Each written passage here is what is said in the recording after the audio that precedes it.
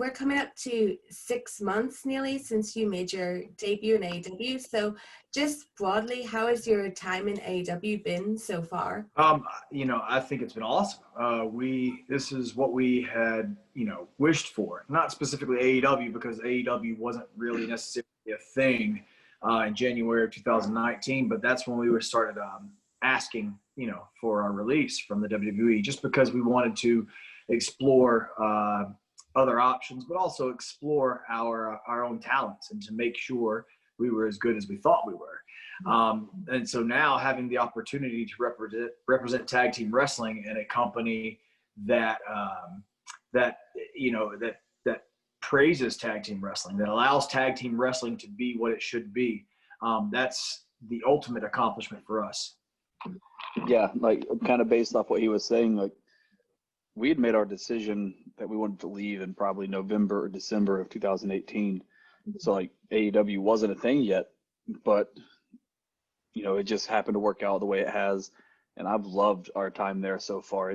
Like you said, it's everything that we've hoped we could find for tag team wrestling, for having a voice and having an opinion, to being involved in the creative process, and having a boss that wants to hear your ideas, and he comes to you, like he reaches out personally and says, hey, what are you guys thinking about this? And that's refreshing, like to go somewhere where not just your ideas are valued, but tag team wrestling is valued and everybody's important. So because you fought so hard for your releases, when you came to debuting in AEW, was there any nervousness of whether you felt you might find yourself in a the grass is greener situation? Were you worried at all, like close to the end, if you had made the right decision? I don't think so. Like there's always some nervousness and a little bit of unknown when you're going into something like that. But we knew that no matter what happened with AEW or what happened, wherever we ended up, that we were going to be happy because we bet on ourselves. And at the end of the day, it's not just about money. It's not just about being in the biggest wrestling company in the world for the past 30 years. It's about being happy with what you're doing in life. And Dax and I have both said this.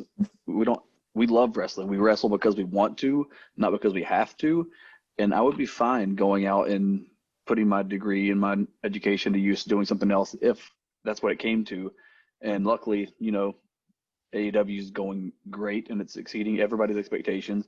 So we don't have to. But there's always, like I said, there's that fear of the unknown, but there was no real fear of what are we going to do if this doesn't work out. Yeah, we had no fear. I mean, no apprehension going into AEW or leaving WWE, because you think about it, like they would give us a bone. They'd throw us a bone, WWE that is, every once in a while, like the Randy Orton thing, which was awesome, but it never went anywhere. So we could have stayed in WWE and we could have sat in catering and collected a check, but we never wanted to do that. So, we're still figuring out if, for us, at least right now, the grass is greener. Hopefully we can help this company grow and the grass will continue to be greener for us. But we knew we had to leave that place only because, we'd made great money there. But just like Cash said, it's not all about the money. It's our legacy. Our legacy is probably the most important thing to us as far as our career goes. And we weren't going to create a legacy in WWE. We were just going to diminish what legacy we had already created. We were nervous driving into AEW on our debut. We said that right before we came, we said, this is it. And we drove up. And that was the only nervousness we had. Mm-hmm.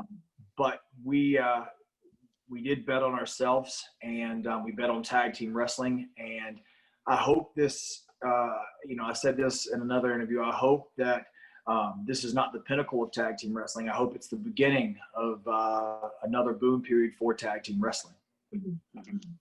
Yeah, I really like that you guys said that you bet on yourself, because it kind of feels like, especially in these times at the minute that are so uncertain, like a lot of people are pretty unwilling to bet on themselves. So that's really cool. You're welcome. With your debut, obviously there was no crowd or anything, but did it go as well as you wanted to? And how much of the idea of what to do was yours? So I don't know. I like to keep a little bit of the magic of professional wrestling to myself. It's one of those things that everyone knows what professional wrestling is, or at least they think they know what professional wrestling is. So I'd like to keep a little bit of the magic to myself. But it was exactly what we wanted it to be.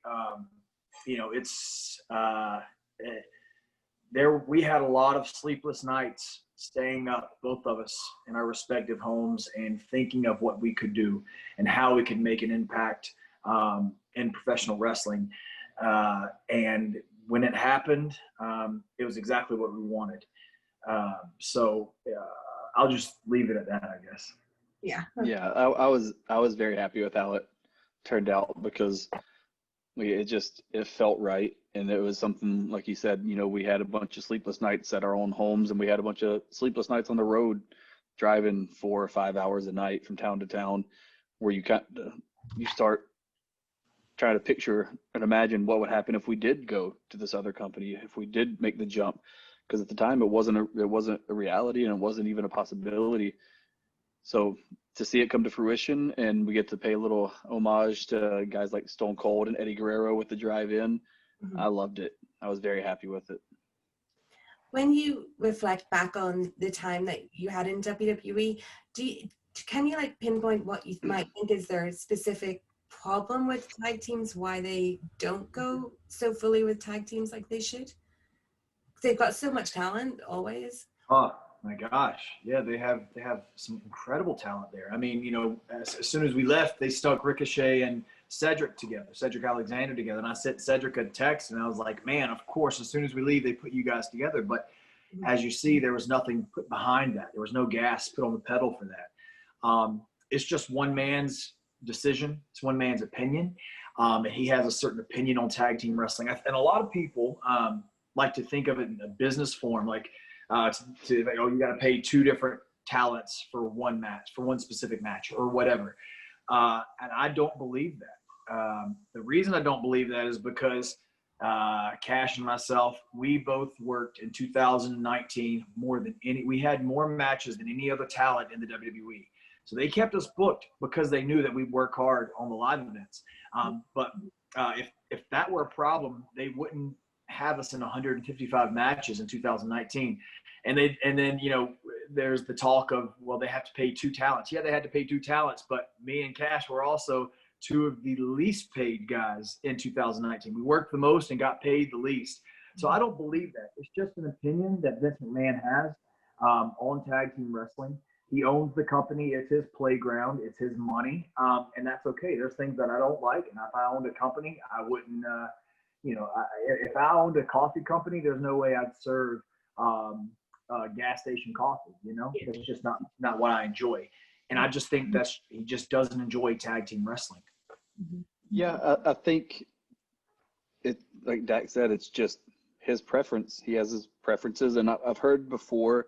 I've never heard him say this personally, but I've heard hearsay from a lot of guys that have been around there for a long time that his thoughts on it has always been, why should I have this team that I didn't put together when I could take 2 of my top singles guys and I can make the tag team that I want to see?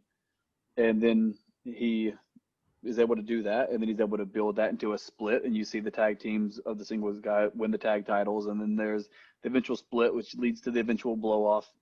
And that's what he sees tag team wrestling as far as what I can tell. So it's just not his cup of tea, but it's his company, so he can have whatever tea he wants. Yeah, and going off of what you just said, that's crazy to me, because when I was a kid, I loved tag team wrestling because I associated the tag team wrestlers, actual tag team wrestlers, with being best friends. And we can all associate, everyone in the world has at least one best friend. And you can always associate yourself with that, and you can associate the feeling with that and the emotion you get from watching your best friend either get beat up or helping your best friend win a fight. So that's always blown my mind. I don't get it. Well, Vince is obviously really the only one in charge of WWE. In AEW, you've got Tony Khan, but you've also got all the EVPs, 2 of which are the Young Bucks, a tag team. So how much is having a tag team high up in the company a comfort to you as a tag team, and how much of a difference do you think it makes? I think it makes a huge difference just because, number one, you do have a tag team like the Young Bucks, who obviously they're brothers, like Dax was saying. They've been doing this for as long as they can remember, I'm sure. And so they care about tag team wrestling, and they care about how it's presented and how it's featured. And they want to make sure that it's always going to be featured at the top of the card or near the top of the card. And it's going to have a role of importance that not all places are going to put on tag wrestling. So that's extremely comforting. But at the same time, Tony chose to make certain guys EVPs because he respects what they do also. So like the fact that he would take a tag team and he would put them in that position shows me that he cares about tag team wrestling himself. Because like Dax was saying earlier, we bet on ourselves when we left WWE, but we were also betting on a group of people that wanted to change wrestling for the better. And we saw these guys all come together to create this wrestling company because they wanted better for everybody, for the talents, for the paying customers, for the fans of wrestling. They wanted to present an alternative, and we saw that, and we bet on ourselves, but we're betting on them too. So I think it's made a huge difference. Yeah, and you know, I agree exactly with everything Cash just said. But also, I have a little bit of hesitation too with two guys, an actual tag team heading the tag team division, only because, I mean, you know, they for so long were considered the best tag team in the world, and then, you know, 2015 comes along, and you got two North Carolinians, 5'10" North Carolinians, and out of nowhere we became considered, well, maybe these guys are the best tag team in the world. So my only apprehension, I guess, is that they are the heads of the tag division as far as the company goes and the business goes, and maybe they will not want another tag team battling for their supremacy of being the top tag team in the company. I think more importantly than that, though, is Tony Khan is a professional wrestling fan. He's not afraid of the phrase professional wrestling. He's not afraid of the connotation of that professional wrestling brings along. And I think that he wants all facets of professional wrestling to be what's the word I'm looking for? He wants all facets of professional wrestling to be seen on his show because that's what he fell in love with. So I think we made the right decision as far as going to a company that loves professional wrestling just like we do. So your kind of feud with the Young Bucks started pretty much 3 years ago online, and it was a bit of a Romeo and Juliet, will they ever get to be together feud. When this whole thing with the Young Bucks started, when was the first time that you guys actually spoke to them when they were basically calling you out online? We never spoke to them. Like, the only exchanges we ever had with them were public on Twitter. That was it. We'd never met them in person. We had never exchanged. I didn't have their numbers. I didn't follow them on Twitter for the most part, I don't think, until all that stuff happened, and then the back and forth would go. So I mean, it was never a friendly rivalry like people think it was. It was never something that we orchestrated to try to get buzz going. We, like Dax said, they were the best tag team in the world, and there wasn't any competition for them. And then we came out of nowhere because we had the experience, we had the independent stuff, but we flew under the radar until we didn't anymore. And then we burst onto the scene, and we started winning these accolades and winning these titles and winning the things that they were used to winning, hands down, without ever having to worry about it. And I remember being so shocked and surprised when the first FTR thing happened on Being the Elite, because I didn't watch the show. Like I said, we never talked to them, and then I just I get notification. It just starts blowing up, and I start getting texts from people, and what's this about? And I'm like, I don't know. I have no idea what's going on right now. So to answer your question, we didn't speak to them until after we got to AEW. Yeah, they I know exactly what tweet you're talking about from 3 years ago, and that's the one when everyone will rejoice tweet. But this started way before that. They were, I think they got a little, I don't even know if jealous is the right word, but I think they got a little they got a little stage fright because, like I said, these two guys came out of nowhere and everyone was saying, oh, that's tag team wrestling. That's a tag team wrestling match. Oh, they're winning match of the year. They're winning, even Dave Meltzer has to give them, some sort of praise. And I think that kind of scared them a little bit. It spooked them a bit. So they started doing this, F the Revival thing, FTR, out of nowhere, because it was just, it was their way of coping with these guys are battling to see who is the best tag team in the world. So typical bully thing, but we had never talked to them before any of that happened. Our very first conversation with those guys happened on our first night in AEW. So yeah, we never had any kind of friendly banter with them at all. Because of those origins, has it, you guys obviously pretty old school with how you've been brought up with wrestling, has that kind of taught you anything or made you think anything about the role of social media in modern wrestling to help build feuds and things like that, or how it can be better utilized? Yeah, I think both Cash and I have a different mindset on how professional wrestling should be portrayed. Just like I told you earlier, there's some of the magic I'd like to keep in the bottle. I don't like to let everything out. But there's some people on social media who are best friends, who seem to be best friends with the guys that they don't like on television. And there's some people on social media who don't mind telling you that they quote unquote fake fight. I can tell you this, and this is kind of going off on a tangent, and I apologize. It's a little off, from what you asked, but whenever I tore my ACL or I tore my bicep, or whenever I get home, and when we were on the road for 4 or 5 days a week, when I get home for 4 or 5 days of the week, and my 6-year-old daughter wants to play with me, and I can't get out of bed because I'm hurting so bad, that shit ain't fake to me. I apologize for the language, but that's not fake to me. When I tell my daughter I can't play or I can't roll up the ladder to her play loft because my knee hurts too bad, that's not fake to me.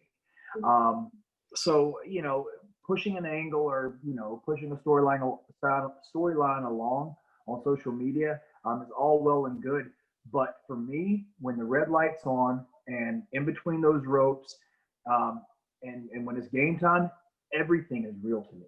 Every single bit of it's real to me. And I take it to heart, and I take it to, I take it personally. It's business, but, it's not always just business. Yeah, I see the pros and the cons of using social media to help further things along. Like I've seen it do great things, like the women's evolution. Yeah, it really got started because social media and people on Twitter were tired of seeing 2-minute matches or 30-second matches or bra and panty matches, and so you saw the groundswell of support. You saw the hashtag, and that led to the women getting more opportunities that they should have been getting all along. So there's good things that can come from it, but also you get people nowadays that are way too comfortable saying things they would never say to your face if they knew that you would knock them out as soon as you said it or as soon as they said it. So, I mean, yeah, there's a line you got to toe, I guess. Like you can further things using social media, but you got to be careful because people are going to take something that could be fun, could be good. And a lot of times they're probably going to take it a little too far and ruin it. So the team you won the belts from, Omega and Page, they are two single stars. Yes, former team. Oh, sorry. They are two single stars put together, unlike yourselves. What do you think they did to help the tag team division? And do you have any kind of feelings on that as a, let's say, proper team? Yeah, obviously we felt a certain way about that. We made mention of it a lot of times. Speaking of social media, we made mention of it on social media. They weren't a proper tag team, or we at least, we thought that. They weren't a proper tag team. They weren't a typical tag team that we thought should be representing a tag team division. However, you watch them every single week on Dynamite, and they would have these matches with these tag team wrestlers, and you couldn't deny the chemistry, and you couldn't deny that they were a tag team. But now you have a proper tag team, a real tag team, two guys who are best friends, two guys who have one common goal, and that's to make this tag team the greatest tag team to ever walk the face of the earth. And I say that with as much humility as I can, but also as much pride as I can, because we want tag team wrestling to be something, but we want our legacy to be something just as much. And I think, you know, while those guys did great for the AEW tag team division, they did have individual goals in mind, and we don't. Yeah, obviously they did a great job 9 months as champions, right?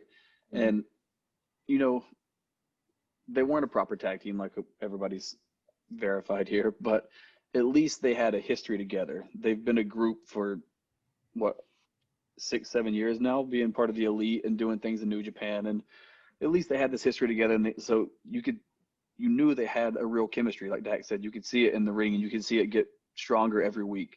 Mm-hmm. So, I mean, you can't watch their tag team run and say that they didn't embrace it while they were in it.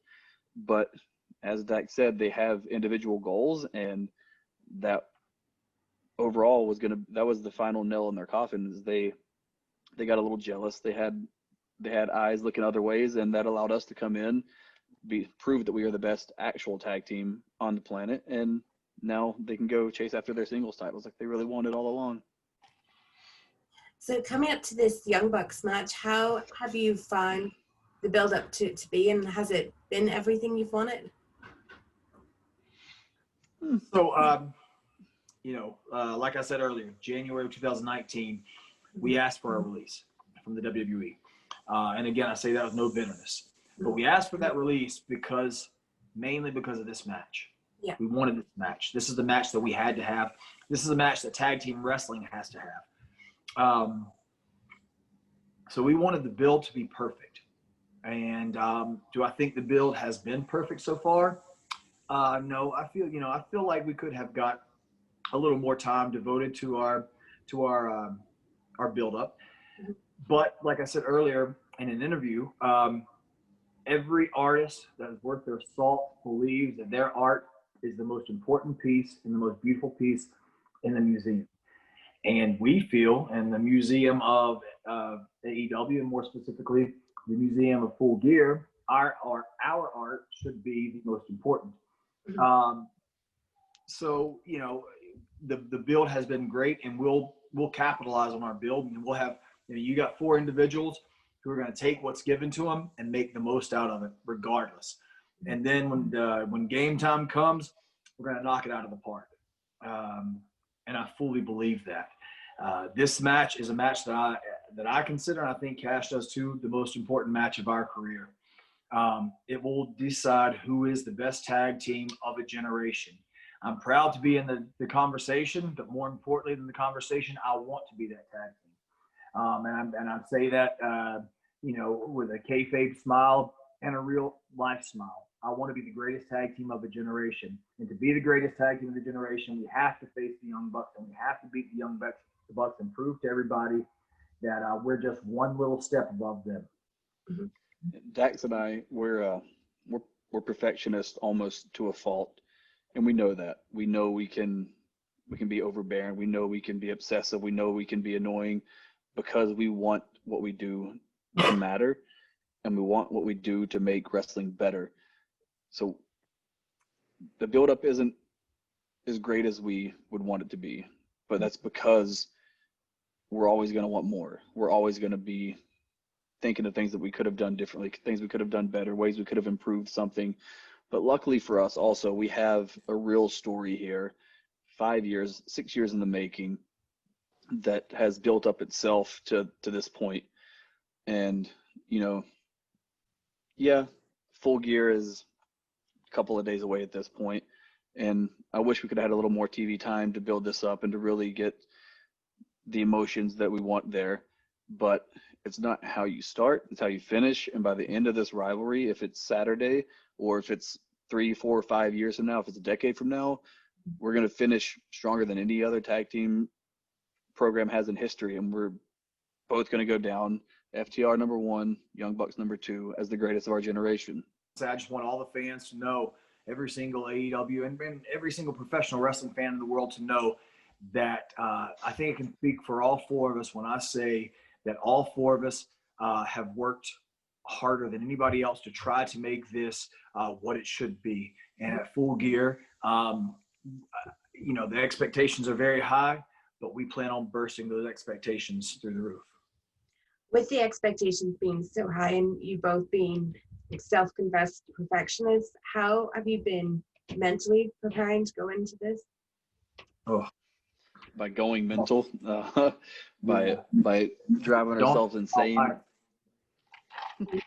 watching wrestling nonstop, staying up for hours past times I should be in bed, thinking, texting Dax and sending voice notes of different ideas and sending clips back and forth. We've literally we've studied the Young Bucks, we've studied our old stuff, we've studied the Brain Busters, we've studied modern tag teams, everything you can think of from every era, every tag team, every style, every generation. We've been pouring through, and I mean, it's almost go time. So at this point, it's time for us to just kind of do what we do and buckle down and go out there Saturday and deliver. Yeah, for me, it's been nonstop. My brain has been working nonstop, and I think it's more anxiousness than anything. I don't want to disappoint any of the fans. I don't want to disappoint my boss. I don't want to disappoint my tag team partner. I don't want to disappoint myself. And so, like, I've had a few almost breakdowns where I've had to, like, my wife knows nothing about professional wrestling, but I've tried to explain to her my frustrations or my worries, and she's been there for me every single step of the way. So I appreciate that, and I could never ask for a better person in the world than her. But yeah, wrestling is always on nonstop for me, but these last couple of weeks it's been turned up a notch or two. Do you guys have any tag teams that aren't in AEW and not even ones in WWE that you would like to see come to AEW that you can have another great rivalry with next? Oh man, I don't even know where to start on that one. The tag team wrestling across the board in every company you can think of has so much talent. Like AEW alone has more tag team talent than I've seen in so long. But then you got Impact, where you got the North, you got Motor City Machine Guns, you got the Good Brothers that we haven't worked outside of WWE. Then you look at Japan, and you got Finn Juice, you have God. I mean, there's just, I don't know. The Briscoes are another team that I would absolutely love to work with at some point, just because I've watched them for so long, and they've just worked at such a high level for such a long time that I would love to get in there with them. And of course, we talked about this earlier this week, or late last week, I guess, but Rock and Roll Express, that's one that for our own bucket list and for what I think we could give the fans, just based off how good those guys are and how much we'd love to beat them up, that's what's at the top of my list. Yeah, I'm sorry, go ahead. I was just going to say, do you think the Rock and Roll Express has a good chance of happening soon? Is it something that maybe the pandemic's kind of stopping? Yeah, we begged, and we're not the only guys in AEW that have begged Tony to have this match. A lot of people want to see it, but I do think he's a little apprehensive, only because of the potential. One of those is the potential backlash online, but also, these guys, they're not in the physical prime of their career. You couldn't tell by their work because their work is still flawless, but they're not in the physical prime of their career, and they're on the latter half of life, and you don't want to put them at any kind of risk, any human being at risk for that matter. And so, we've got to be careful with that, but I think it will happen. And if it doesn't happen in AEW, it'll happen somewhere. And that's obviously our bucket list match. And to, answer kind of your question earlier, I put a tweet out, are there any tag teams on the independent scene that I need to look out for? And one of the teams that got mentioned over and over were Top Flight. And, after they got mentioned, they got an opportunity in AEW just maybe 2 weeks ago, and they were very, very impressive. And I think that we could do some stuff with them on the level of Jason Jordan and Chad Gable.